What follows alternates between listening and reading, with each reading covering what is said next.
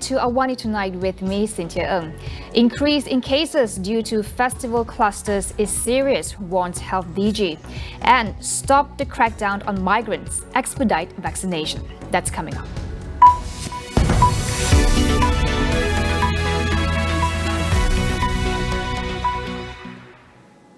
60 COVID-19 clusters have been traced to two major festivals in a short span of 4 weeks starting May 13.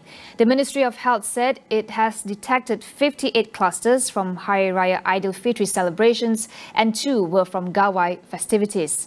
Health Director General Tan Sri Dr. Noor Hisham Abdullah said some 13,000 people went for screening under the clusters.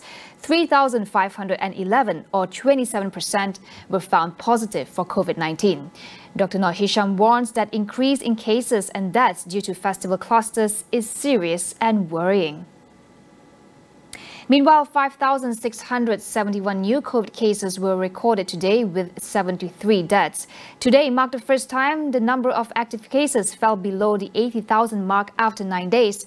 However, 911 patients are in ICU, a record high since the pandemic began. The Health Ministry also said it discovered another 23 new infections with links to 2 variants of concern in the past week. An investigation found that a lapse in communication and critical procedures being overlooked caused the LRT collision last month. The May 24th incident left over 200 passengers injured. Transport Minister Datuk Sri Wee Ka Siong said investigations found that the train driver of the faulty train 40 and those at the Operations Control Centre did not communicate in detail the train's location and direction in which it was heading. As a result, the manually controlled train was driven in the wrong direction towards the KLCC station instead of the designated re-entry point at the Dangwangi station. Because of the miscommunication, another train, Train 81, carrying passengers, temporarily held back at the KLCC station, was made to depart prematurely. This led to the collision between 2 trains. Tun Dr. Mahathir Mohamad revealed that he proposed the setting up of a National Operations Council government, similar to the one in 1969, during his audience with the Yang di-Pertuan Agong today. He said having such an entity in place could help bring stability to the country. Addressing an online press conference after his audience with the King, Dr. Mahathir said he brought up the idea after seeing former Prime Minister Tun Abdul Razak successfully maneuvering the country back to firmer ground following the 1969 racial riots.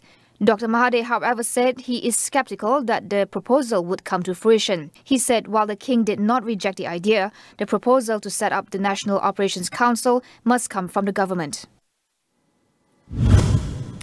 During a pandemic, the safest place anyone should be in is at home, in the comfort of family. Unfortunately for some, the home can be a dangerous place. During the movement control order, the police have seen a spike in rape cases perpetuated upon minors, with an average of 15 incest cases reported each month in 2020.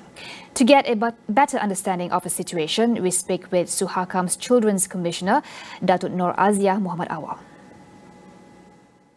Why this is happening? Of course, a lot of people do not stay in a bigger space. They don't have big space in their house, and of course, when you have a big family members, then you probably would be caught in that space, and somehow or other incest is one of the culprit that actually is now happening during MCO. So basically, it's because I'm not saying that it's incest do not happen. It has been happening for a very long time. We have a lot of cases of incest, but it increased during MCO because of the MCO orders. People were not able to go out, and that's how children become victims of incest. How can we better protect our children against abuse from people closest to them? Datuk Nur Azia said that adults and the community at large play a key role. She urges them to come forward to report incidences of abuse. as far as children is concerned, we really have to rely on adult family members who knows that this is a wrong thing to do, is a crime, and it must be stopped. And therefore, no doubt it is about your family. You probably say this is going to embarrass the whole family in the community, but you need to save the situation because these children are involved. And I think it's very, very important that everyone knows that this is a heinous crime and it must be stopped. Amid the MCO, Dato' Nur Aziah said that the community must be in the know and that children must also be given information on how to make complaints when they are abused. Children will not be able to make those complaints, and they actually have to rely on concerned public or concerned community members that feel that something is wrong, and they probably would be able to confide in them one way or the other. But it is very difficult during MCO because you can't even go to your next door neighbor house. You probably can talk over the fence, but not actually go and visit them. So. But to me, it's very important that people are making complaints. The community, the public are actually aware that child abuse could happen, and they become more. To me, it's like when they heard they are in the neighborhood, somebody's quarreling and children are crying, they actually pick up the phone and call 15999 or even call the police and say, could you check? I think something. But according to the police, in terms of incest, it is the victim themselves that actually made the report, and this is very important. I think because of the inability to get out of the situation, don't know who to talk to, they actually were able to pick up the phone and had all the courage and make that police report, because that is very important to us. And I think children in particular need to be given information as how they could file a complaint or make a police report if anything, if they're being abused sexually, emotionally or physically.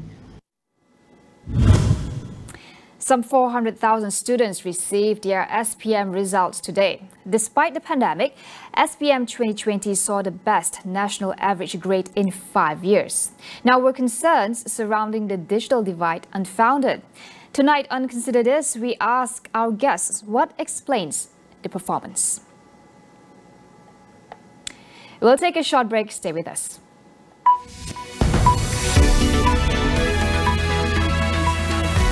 Maka lebih sukar untuk COVID menjangkit kita.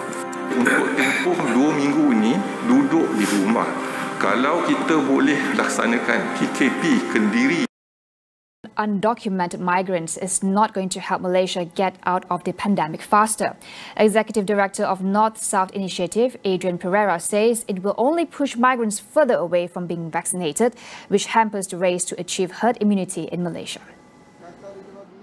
A round of crackdowns on undocumented migrants initiated last week raised fears that the government would renege on its promise to vaccinate them without arrest as part of its national vaccination program. This is where the migrants will play a very big role. And so it doesn't matter whether you're documented or not, they will play a big role. And knowing that, why are we punishing them? These are, fundamental questions which Malaysia needs to ask. Adrian appealed for a moratorium on raids and detention towards undocumented migrants, at least until the pandemic is under control. So we want to give the migrants and their communities the confidence to come out safely. Till today, some of the community leaders are asking me, Adrian, if let's say I have my MySejahtera and I go get my vaccine, but on the way back, if I'm stopped, what happens to me? And there was a comment a few days ago that you need to catch the migrants, get them documented, and then go to get their vaccine. That's not true.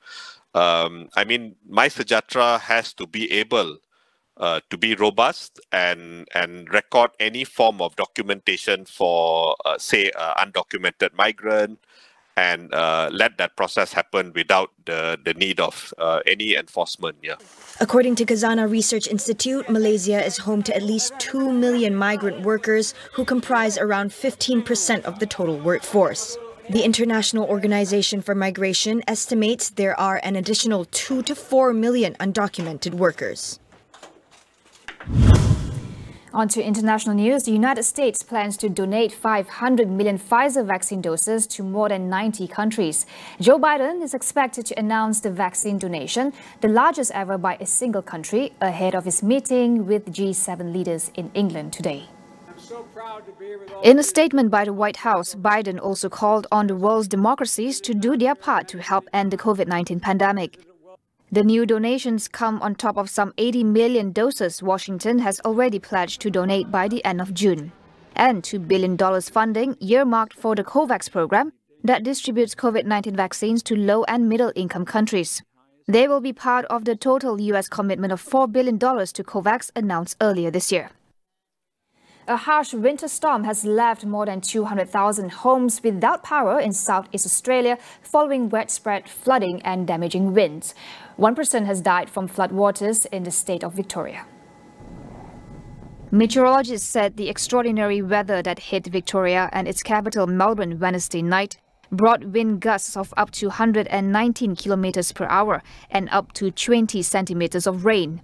Thousands of people in low-lying areas had been ordered to evacuate their homes. Australia's second most populous state had not been lashed by such a severe wind and rain event since 2008.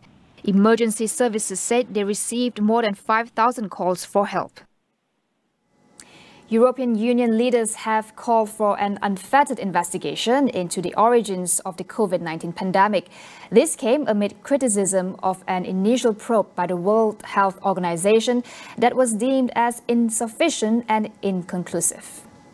European Commission President Ursula von der Leyen said it was necessary to know the origins of COVID-19 and that investigators need complete access to whatever is necessary to find the source of the pandemic. In May, U.S. President Joe Biden said that U.S. intelligence agencies were pursuing COVID-19 origins theories potentially relating to the possibility of a laboratory accident in China. With Euro 2020 less than 48 hours away, we continue our coverage in assessing the chances of some of the major teams in the tournament. Astro Supersport host Adam Karatas takes a closer look at what to anticipate from favourites like Portugal, Netherlands and Germany.